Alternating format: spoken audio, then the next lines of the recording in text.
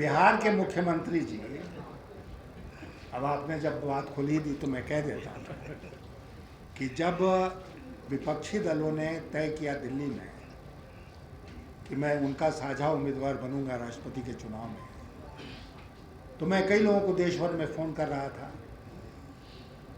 बिहार के मुख्यमंत्री जी को भी मैंने रिपीटेडली फ़ोन किया, संदेश पहुंचाया कि मैं उनसे बात करना चाहता हूं, लेकिन मैं शायद स्टेटस की तुलना में इतना नीचे था कि उन्होंने मुझसे बात करना उचित नहीं समझा।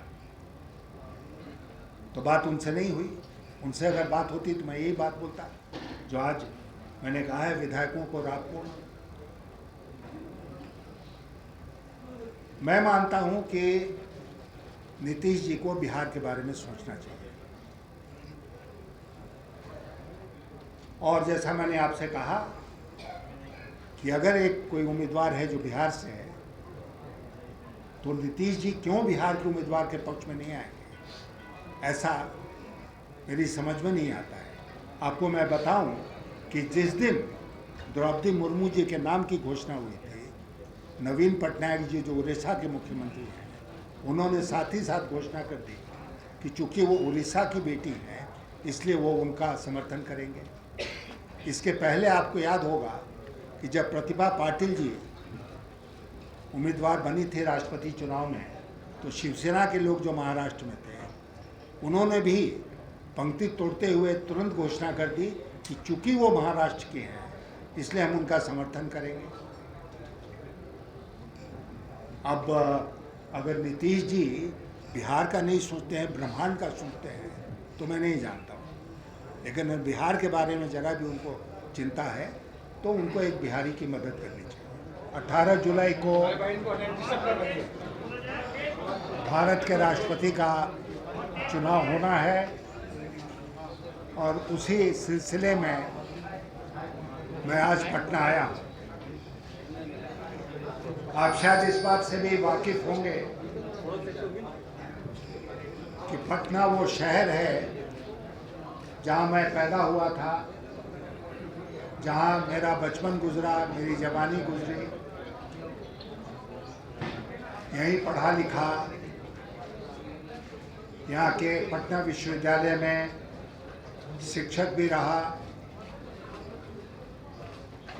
और उसके बाद आईएएस में आने के बाद बिहार काडर ही हमको मिला था, और बहुत दिनों तक मैंने एक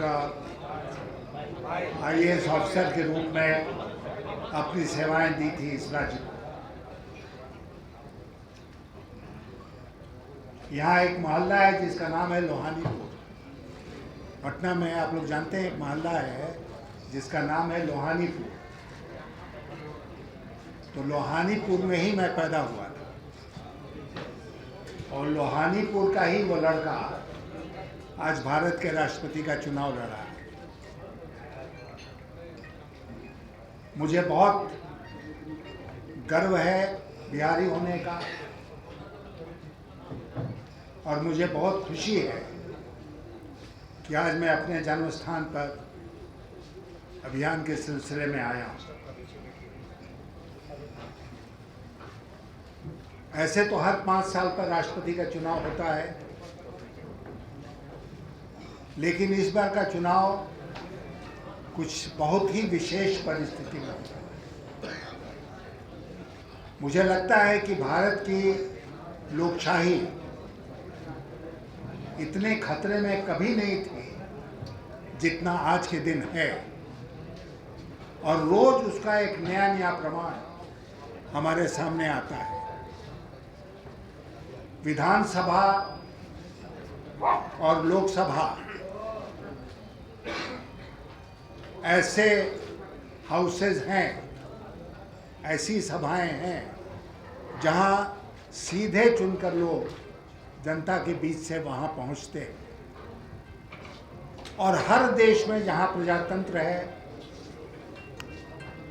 उसको, उस देश में विधानसभा को या पार्लियामेंट को टेम्पल ऑफ डेमोक्रेसी कहा जाता है। ये आज सब कुछ संभव है। मैं अभी विधायकों से मिला यहाँ पर, सांसदों से मिला, उनसे मैं कह रहा था कि अक्सर हम लोग बात कहते हैं कि प्रजातंत्र खतरे में है। प्रजातंत्र केवल खतरे में नहीं है, प्रजातंत्र समाप्त हो गया है इस देश में। और अगर देश की जनता नहीं जागी तो इससे भी भयंकर रूप हम लोगों को देखने को मिल सकता है। पार्लियामेंट्री सिस्टम ऑफ गवर्नमेंट का एक बड़ा जो फायदा होता है वो ये होता है कि सरकार फैसला करने के पहले सबको बुला के राय मशविरा करती है। कमिटीज़ बनी हुई हैं विधानसभा में, पार्लियामेंट में, वहाँ राय मशविरा होता है और फिर एक मत बनाकर आगे बढ़ा जाता है। लेकिन आज की भारत सरकार सहमति बनाने में विश्वास नहीं रखती है, कंसेंसस में उसका विश्वास नहीं है। वो एक बारगी अपनी बात चलाना चाहती है, कभी कभी बिना सोचे समझे। और ये अग्निपथ स्कीम जो आया है, जिसको लेकर सबसे ज़्यादा बवाल बिहार में हुआ, और वो लाजमी था, वो क्या स्कीम है? दुनिया के हर देशों का अगर आप देखेंगे उठा के, तो तरीका ये है कि एक आर्मी होती है जिसमें लोग भर्ती होते हैं, और एक नेशनल सर्विस होता है कि नौजवानों को कहा जाता है कि तुम 1 साल या 2 साल नेशनल सर्विस, राष्ट्रीय सेवा दो। ये अग्निपथ क्या है? ये राष्ट्रीय सेवा भी नहीं है, फौज भी नहीं है।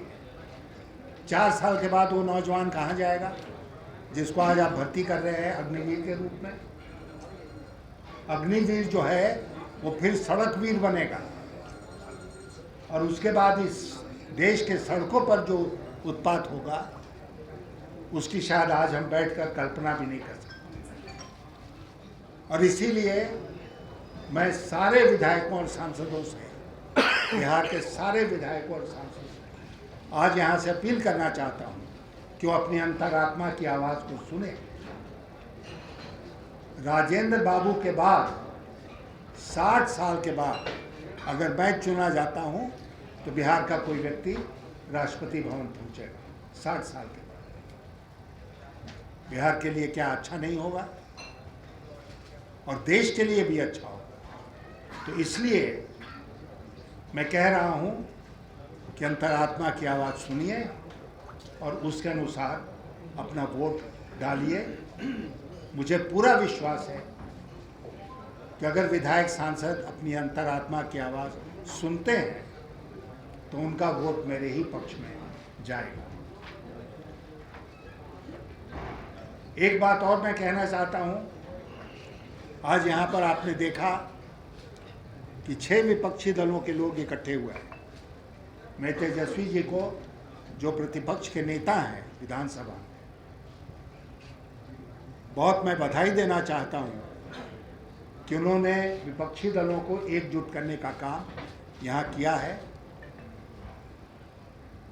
ये जो एकजुटता है ये आगे भी चलती रहे। मुझे पूरा विश्वास है कि तेजस्वी जी के नेतृत्व में यहाँ के सारे दल जो विरोध में हैं सरकार के, वो इकट्ठे रहेंगे।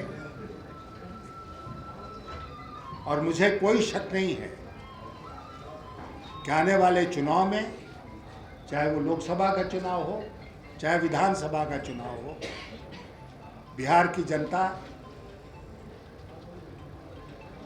इस विपक्षी एकता को आगे बढ़ाएगी, इस विपक्षी एकता को जिताएगी।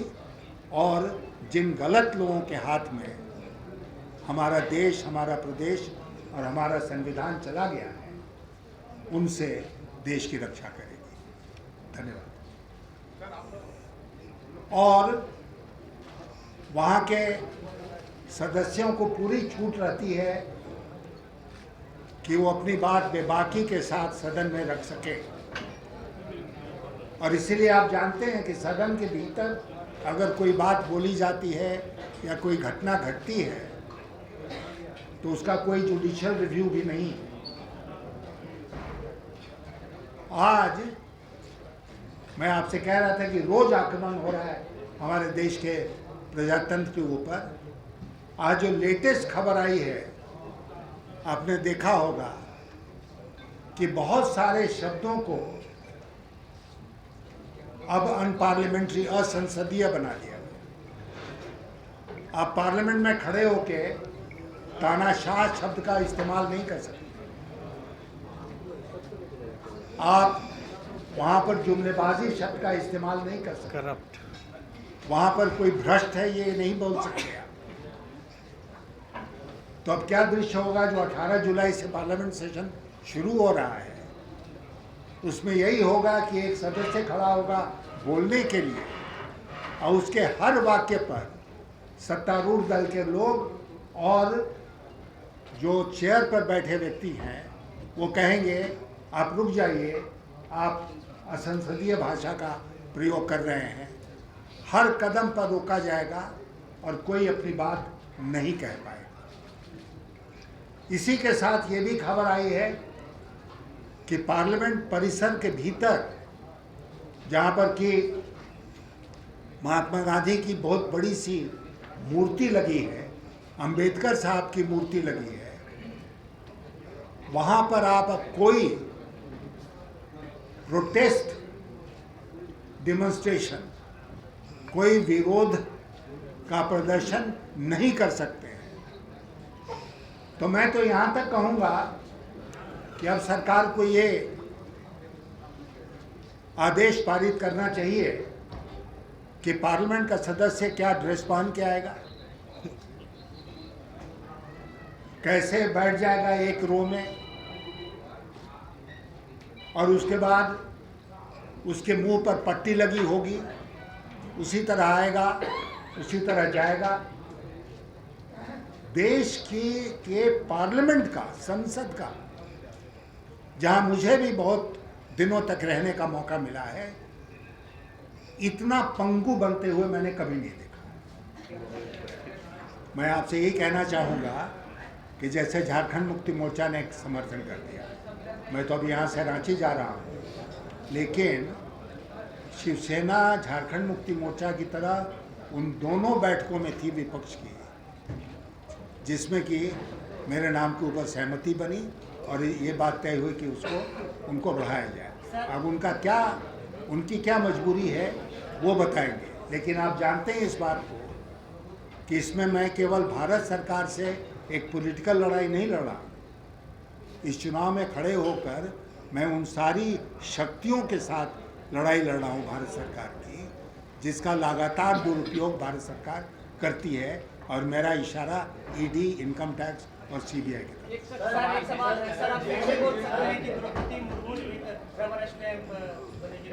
आपने देखा, एक मिनट, अरे यार, प्रतिभा पाटिल का नामांकन जब हुआ था तो वो तस्वीर आपने देखी है? देखिए, बताइए ना, देखी है कि नहीं? मैं बताता हूँ आपको।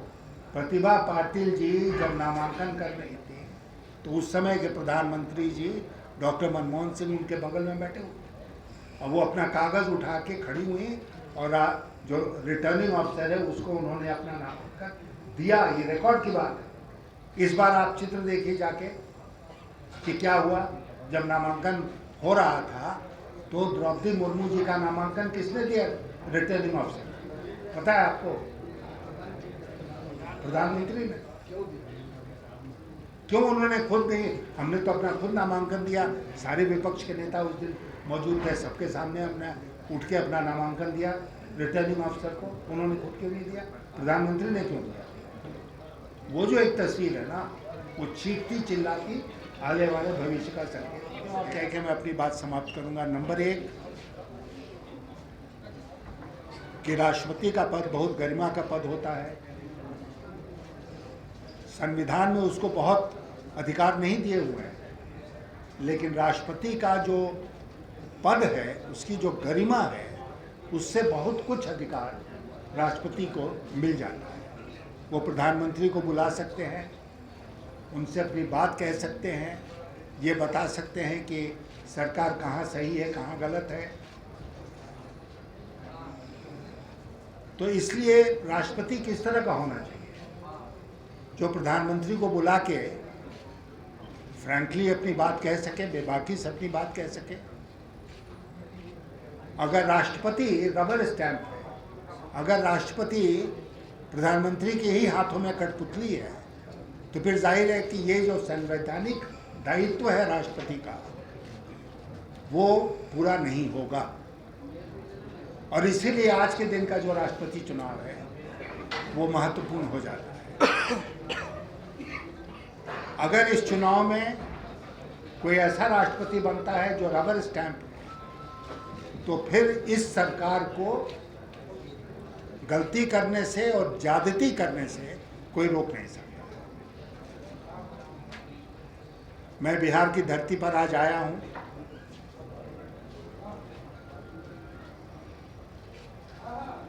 जैसा मैंने आपसे कहा, इसी धरती का पुत्र हूं और इसलिए इस धरती पर मेरा एक अधिकार भी बनता है। मैं बिहार के सारे सांसदों और सारे विधायकों से कहना चाहता हूं कि एक ऐसा मौका है जब आपको दलगत राजनीति से ऊपर उठकर अपने विवेक का इस्तेमाल करके अपने वोट को देना होगा। वोट की प्रक्रिया क्या है? आप जानते हैं कि राष्ट्रपति के चुनाव में कोई व्हिप लागू नहीं होता। पार्टियों का अधिकार नहीं बनता है कि वो व्हिप लागू करें, और वोट सीक्रेट बैलेट के द्वारा होता है। ये प्रावधान क्यों किया गया?